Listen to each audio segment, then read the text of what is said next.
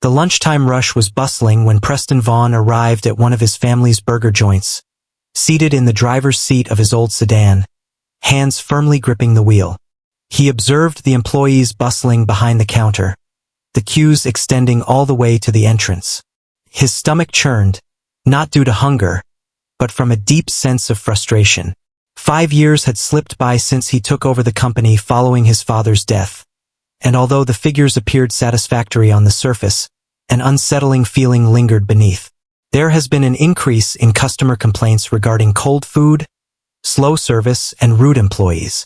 Tyler, the district manager, continuously argued that the issue stemmed from unmotivated employees and poor recruitment choices. However, Preston found it difficult to accept that, so he resolved to investigate on his own. Clad in a simple hoodie, jeans, and thick-rimmed glasses, Preston had removed his usual stubble and deepened the shade of his hair a bit. None of the staff in this store had ever encountered him face-to-face. Most recognized him merely as a name printed on their paychecks. That turned out to be advantageous for him. He inhaled deeply, exited his vehicle, and made his way indoors. The aroma of sizzling grease and charred beef enveloped him at once. The atmosphere was heavy with warmth, the kitchen a whirlwind of activity. A weary cashier with drooping eyes acknowledged him, her gaze fixed elsewhere. "Greetings. How can I assist you today?" Preston perused the menu, feigning uncertainty. A meal featuring a double cheeseburger, extra-large fries, and a sizable beverage. The cashier let out a weary sigh as they entered the order into the system. 12.50. Preston relinquished the cash and moved aside, observing the turmoil erupting behind the counter. The kitchen buzzed with tension, as only 2 cooks manned the grills, one of them laboring with a heavy gait, sweat cascading down his brow. A commanding voice echoed from the rear. "Hurry up, Lewis. We have a backlog of 30 tickets." Lewis, a man in his mid-40s with graying hair, tightened his jaw and flipped burgers with rapid precision. His shirt clung to him, damp and heavy, while his hands trembled ever so slightly as he extended them toward the tray.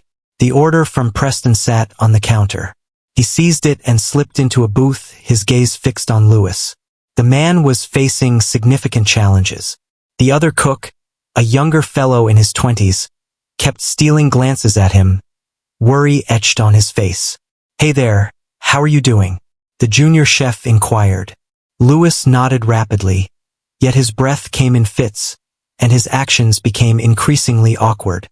Suddenly, he reeled backward, his legs collapsing beneath him. He tumbled to the ground, the thud of his descent slicing through the clamor of the restaurant.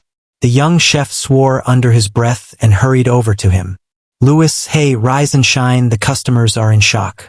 A handful lingered, hesitant about offering assistance. The manager, a robust figure with a constant frown, burst out from the rear. "What on earth is happening?" "He fell down, man," the chef retorted. "He's in distress, he requires assistance," the manager lamented. "He's likely putting on an act. Lift him from the ground and return him to his duties." Preston's jaw clenched. He rose suddenly, fury surging within him. "Is this for real?" He lunged, advancing with determination. The man suddenly fell to the ground. The manager pivoted, gaze sharpening. "And who on earth might you be?"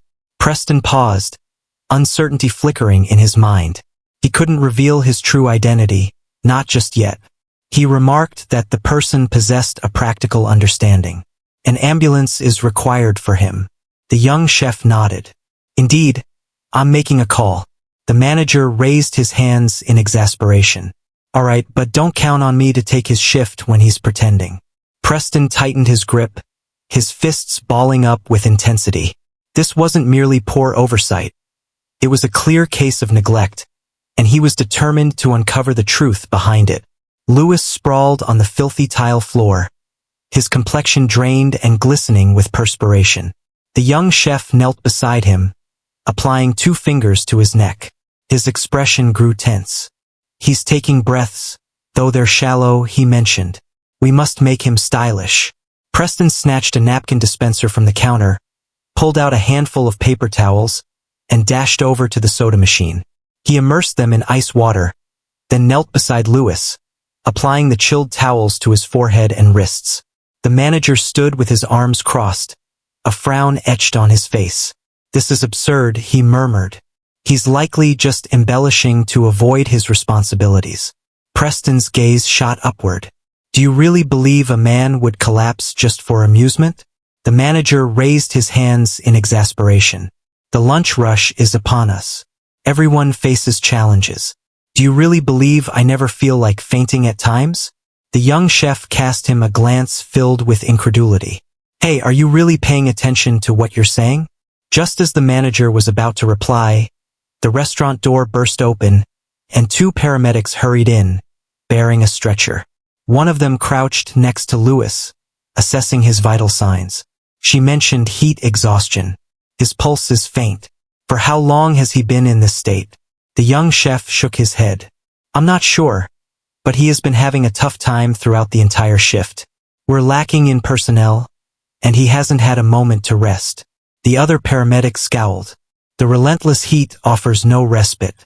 The ensuing silence was unforgiving. The manager shifted in their seat, a hint of unease evident in their demeanor. The paramedics sprang into action, swiftly elevating Lewis onto the stretcher. As they pushed him toward the exit, Preston trailed behind. "Which hospital?" he inquired. One of them cast a fleeting look in his direction. "Fragrance. Is it Mary's?" Preston offered a decisive nod before pivoting back to the manager, who was already issuing commands to the other employees with urgency.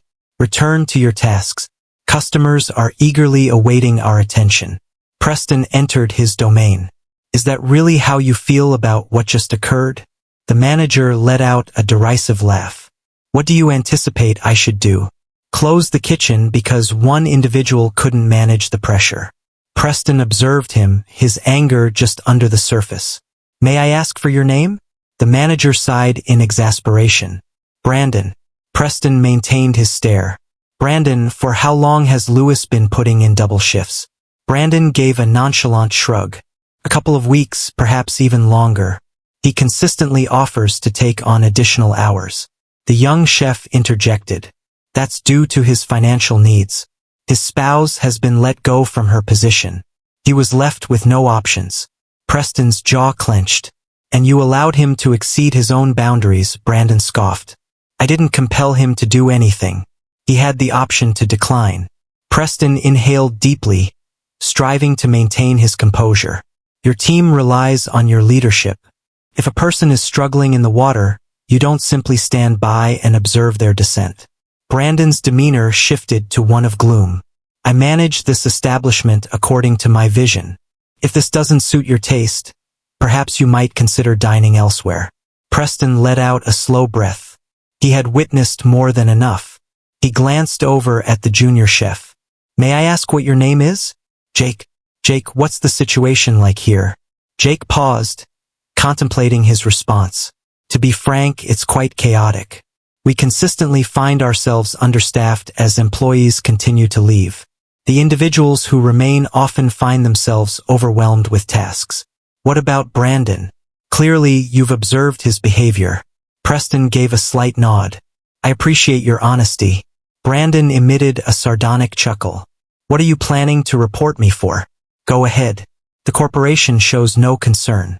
Preston's lips formed a tight, straight line. "We'll find out soon enough." In silence, he pivoted and strode away. He had listened to all that was necessary, and Brandon was on the verge of discovering just how deeply the corporation truly cared. Preston navigated the road to St. Mary's Hospital, his grip on the wheel tightening as time slipped away. He had encountered mismanagement in the past, yet this situation felt distinctly unique. This was harshness masked as guidance. The manner in which Brandon brushed aside Lewis, treating him as if he were merely a disposable cog in a vast machine, ignited a fierce anger within him. Upon his arrival at the hospital, he discovered Lewis in a modest room, connected to an 4. The man's complexion had improved somewhat, yet his fatigue was unmistakable. Beside him, his wife held his hand, her eyes swollen and red from concern. Preston tapped gently on the doorframe before entering the room. Lewis turned his head, his expression a blend of bewilderment and shame. "You're the one from the restaurant," Lewis said, his voice raspy. Preston gave a slight nod. "I just wanted to see how you're doing." Lewis cast a quick look at his wife before turning his attention back to Preston. "I'm okay, just maybe overexerted myself a bit." Her fingers curled around his hand with a firm intensity. "It was overly demanding. You were pushing yourself to the limit. They wouldn't even allow you a moment's respite."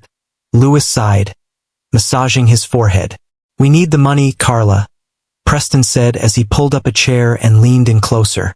"You shouldn't have to choose between maintaining your employment and safeguarding your well-being," Lewis remarked with a wry laugh. "That's simply the way things are. If I neglect my responsibilities, someone else will step in, and I can't afford to waste any time." Preston observed him intently for a moment. Lewis was not merely tired. He had accepted his fate. He had faced circumstances like this before. It was merely the initial occasion that his body had surrendered before his determination did. "That's not how it ought to be," Preston declared with conviction, "and I will ensure that it transforms." Lewis regarded him with doubt. "You express that as if you have the power to change it." Preston paused briefly, weighing his options before committing to his choice. He had witnessed more than enough. Remaining in the shadows for any extended period wouldn't alter the truths he had already uncovered. He delved into his pocket and extracted his business card, gliding it across the bedside table. Lewis picked it up, his gaze darting over the name, his brow knitting together in confusion, and then his eyes grew wide with surprise. Carla's head shot up at the mention of ownership. "So you're the one in charge," Preston acknowledged. "I certainly do. I was completely unaware that circumstances had deteriorated to this extent." Lewis exhaled gently, placing the card on the surface. "It seems you stumbled upon something unexpected, didn't you?" "No," Preston confessed, "but I'm thankful I did." Carla couldn't believe what she was hearing. "Are you seriously saying that you've been in charge here, and you had no idea your managers were behaving this way towards people?" Preston locked eyes with her. "This isn't the way. I was aware of some complaints, but I was informed that they were merely due to staffing shortages or underperforming employees."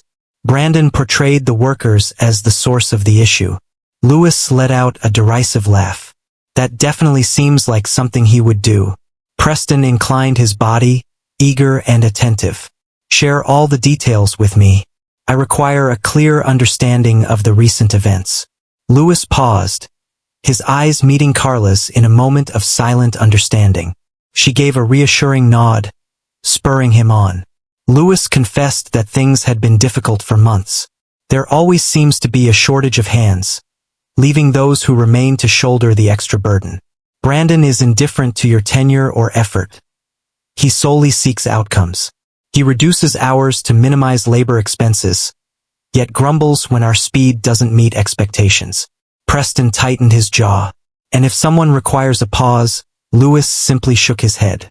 "One does not inquire. If you do, he behaves as though you're lacking strength, claiming you're not suited for the role. And if you resist too strongly, he begins to reduce your schedule until you decide to leave voluntarily."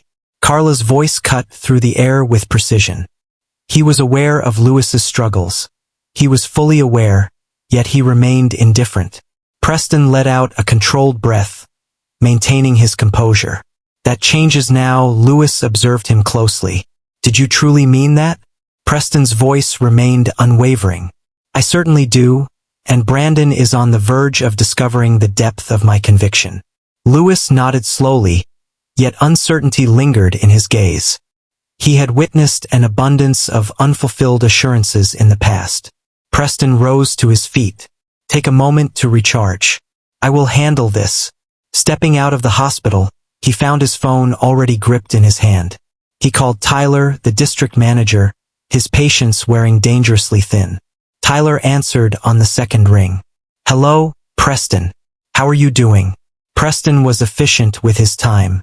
"Meet me at the restaurant in 30 minutes, Tyler paused. "Is there an issue?" "You'll discover it in due time." He ended the call before Tyler had a chance to reply.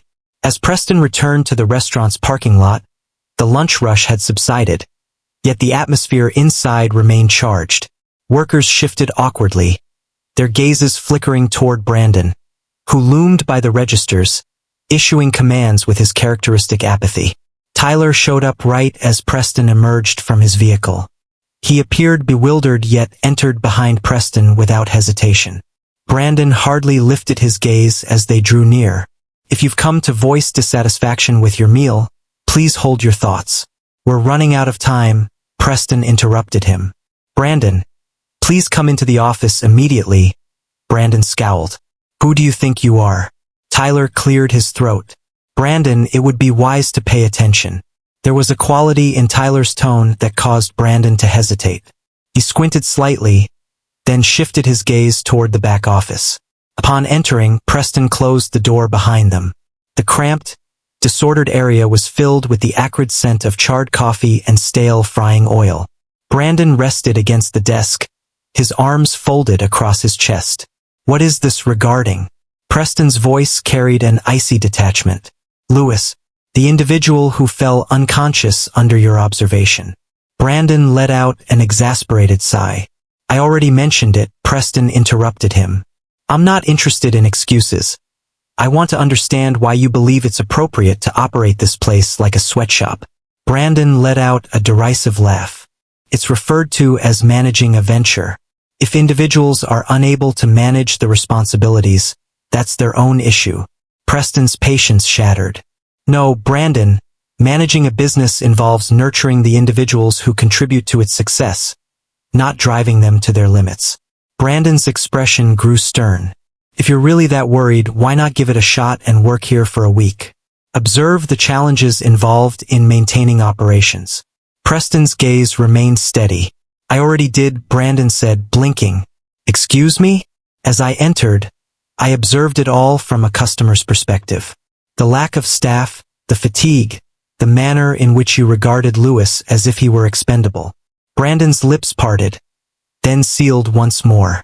For the first time, doubt danced in his expression. Tyler moved slightly next to Preston. "Cautioned you, Brandon. I mentioned that Preston approaches this with utmost seriousness." Brandon scoffed, though the bravado seemed to waver. "What's the big deal? Are you planning to let me go?" Preston's voice carried a serene yet definitive weight. "Indeed." Brandon's smirk wavered. "Surely you must be joking. I am entirely earnest. This position is not meant for you. The authority you've been granted over these individuals is not something you merit. Your time here is officially over, starting now."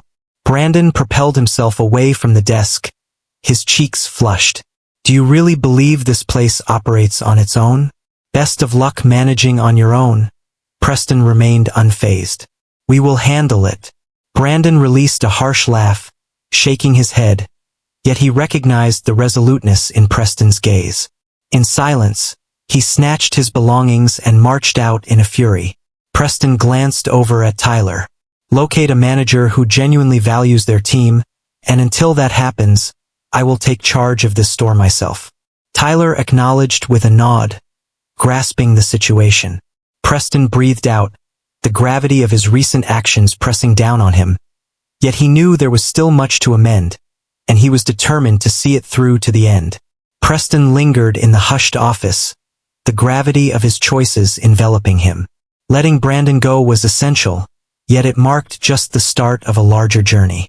The true endeavor begins now. He glanced at Tyler, who remained lost in thought, trying to make sense of the recent events. "This store is chaotic," Preston remarked, "and I'm not going anywhere until it's resolved." Tyler tilted his head just a bit. Preston shook his head, indicating that he would begin the search for a new manager. "Take your time. I want to assess what's not working before proceeding." The employees stood outside the office, anticipation hanging in the air. The atmosphere was charged, with faces reflecting a mix of doubt and tentative optimism. With Brandon's reign of fear now behind them, uncertainty loomed over what the future would hold. Preston advanced, his eyes scanning the space around him. "Today has certainly been challenging," he remarked. "However, a transformation is on the horizon, beginning at this very moment." A handful of employees shared uncertain looks, still grappling with their trust in his words. Lewis's collapse had unsettled them, yet years of being regarded as expendable workers had fostered a deep skepticism towards corporate assurances. Jake, the junior chef, massaged the nape of his neck. We've encountered that sentiment previously. Preston locked eyes with him, but not from my end. A handful of heads turned at that. He approached the kitchen, observing the dirty appliances, the overflowing trash cans, and the overall feeling of abandonment. The issue stemmed not only from inadequate leadership. The entire system was fundamentally flawed. He expressed a desire for straightforward responses. What do you require to perform your tasks without experiencing exhaustion? Silence enveloped the room, leaving everyone momentarily speechless. Then a cashier, with a hint of uncertainty, raised her hand. We require additional individuals, she stated. We consistently find ourselves lacking sufficient staff. Each shift feels like a battle for survival. A seasoned worker, a man diligently cleaning the fryer, took his turn to speak. The machinery is deteriorating, the freezer door hardly closes properly, and the soda dispenser is dripping. We bring it to attention, yet no action follows. A woman at the drive-thru remarked that Brandon consistently reduced their hours but still anticipated them to fill in when others left. We were supposed to work 4-hour shifts, but we often found ourselves putting in 10 hours instead. Preston took in their words, nodding thoughtfully. That ends now. First, let's put an end to those games that cut into our time. If you have a shift assigned, you complete the entire duration of that shift. Additionally, I'm bringing on more team members. A kitchen of this size shouldn't be managed by just 2 cooks. The staff shared knowing looks. A sense of caution lingered in the air, yet a handful appeared to embrace a flicker of hope. Jake crossed his arms. And what of Lewis? He pushed himself to the brink, and now he's likely anxious about job security. Preston's voice carried a resolute strength. Lewis will receive compensation for his time away, and when he is prepared to return, his hours will be available without the risk of overexertion. That elicited a genuine response. A handful of employees whispered to one another, taken aback. Tyler moved slightly next to him. I will implement the necessary changes in payroll. Preston acknowledged with a nod before turning his gaze back toward the kitchen. I will be here for the upcoming weeks as well. I must grasp precisely what goes awry, and the sole method to achieve that is from behind the counter. All sound faded away. Jake arched an eyebrow. You mean business? Just as grave as the moment I let Brandon go. A gradual smile crept onto Jake's face. Very well, then. During the following fortnight, Preston took on every role within the restaurant. He managed the register, grilled burgers, took care of drive-through orders, and maintained the grease traps. He felt the unyielding tempo, the weariness of consecutive demands, and the irritation of managing malfunctioning tools. He also witnessed the unwavering commitment of his employees, individuals who had been pouring their hearts into their work despite often feeling overlooked. Transformations unfolded swiftly. The addition of new team members alleviated the pressure on shifts. The equipment underwent repairs or was replaced entirely. Breaks transformed into a necessity rather than a choice. As Lewis stepped back into the workplace, appearing more vibrant yet still cautious, Preston was there to greet him at the entrance. There's no need for you to demonstrate anything, Lewis, he said. Simply embrace your strengths. Lewis replied with a thoughtful nod. Thank you for that acknowledgement. With each passing week, the ambience of the restaurant evolved. Workers who previously dreaded their arrival now approached their tasks with a revitalized enthusiasm. Customers observed that wait times became shorter, food quality remained consistent, and the demeanor at the counter transformed from obligatory politeness to authentic interaction. As the sun dipped below the horizon, Preston completed the task of wiping down the counter, while Jake casually leaned against the fryer, a smirk playing on his lips. Preston chuckled, never imagining he would witness the owner of the company scrubbing grease alongside everyone else. Regret washed over me as I realized how distant I had been, and Jake acknowledged it with a nod. At least it's been resolved. Preston surveyed the kitchen, observing the employees sharing laughter and collaborating, a palpable sense of relief enveloping the atmosphere. The journey is only beginning. Preston cleaned his hands with a damp cloth, the persistent aroma of fryer oil clinging to his fingertips. The dinner rush had passed, and for the first time in weeks, the kitchen felt surprisingly calm. The orders flowed seamlessly, the team operated harmoniously, and everyone maintained their energy without feeling overwhelmed. It marked a step forward, yet there remained tasks to tackle. Tyler lingered by the register, meticulously examining a clipboard brimming with scheduling modifications. He dedicated the last few weeks to making sure the staff was not overwhelmed and that they received fair compensation. Preston rested against the counter, easing the tension in his shoulders. What's the current status of the hiring process? Tyler lifted his gaze. Improved. 3 new team members will be joining us next week. Preston nodded, indicating that it should finally relieve the pressure.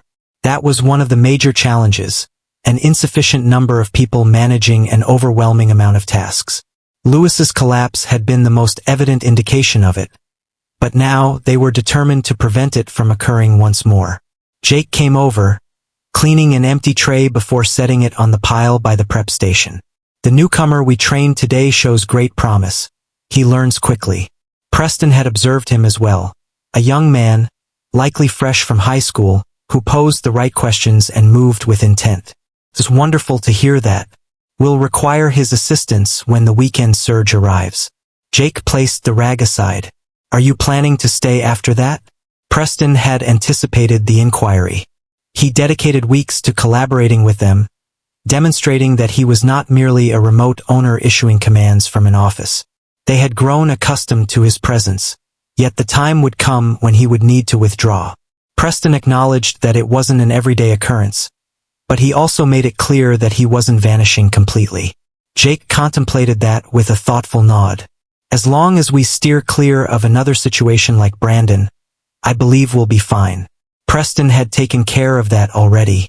The new manager was an individual he had personally vetted, a woman named Denise, who brought years of experience in managing high-volume kitchens. She was known for her ability to harmonize productivity with justice. He had dedicated the last few days to ensuring she was fully informed, and she was poised to assume control next week. Lewis stepped out from the back, his movements more measured than they had been prior to his collapse, yet resolute. He had resumed his duties with care, allowing himself breaks as necessary, while the team ensured he wasn't overexerting himself. As he drew near, Preston offered a warm greeting. How does it feel to be back? Lewis exhaled, rubbing the back of his neck. Distinct, in a positive manner. Previously, each shift felt like a relentless struggle, a constant fight against fatigue. Now there was a cadence to it, an air of mastery. Lewis cast a sidelong look at Preston, his expression a mystery. Didn't expect you to actually go through with it. Preston locked eyes with him. Half the people here didn't either. Lewis chuckled softly. That sounds reasonable, so Tyler placed the clipboard aside. Payroll adjustments have been processed, and back pay for overtime and missed breaks is expected to be deposited into accounts by the end of the week. Lewis raised an eyebrow ever so slightly. I also didn't expect that to occur. Preston had examined the records personally. Brandon had been altering schedules for months, reducing hours on paper while compelling employees to work past their shifts. Their money was rightfully theirs, and Preston made certain they received it. Jake crossed his arms. What comes next? Preston surveyed the kitchen with a keen eye. The atmosphere that had previously weighed heavily on the location had dissipated. The weariness, the bitterness, the sense of confinement within an indifferent system began to diminish. At this moment, Preston declared, "We maintain it like this." He was fully aware that fixing one restaurant didn't guarantee that every location was operating without issues. This is merely the start. If it occurred in this place, it might be unfolding in another. Tyler seemed to have tapped into his mind. You'll be checking the other stores, right? Preston gave a slight nod. I can't presume this was the sole instance with issues. Lewis gazed at him intently for an extended moment. Are you truly intent on altering everything? Preston acted without a moment's pause. I must. For if he failed to act, it would merely be a question of time before yet another exhausted worker collapsed. Yet another team has reached their limit. Yet another manager exploited the system for personal gain. Jake grabbed the rag once more, flinging it casually over his shoulder. We'll be keeping an eye out to see if you follow through. Preston embraced that. If they demanded his accountability, if they anticipated his commitment, then he would deliver. He propelled himself away from the counter, looking forward to seeing everyone tomorrow. He truly meant it. This was about more than just addressing the issues of a single store. It was about ensuring that none of them found themselves in this situation ever again.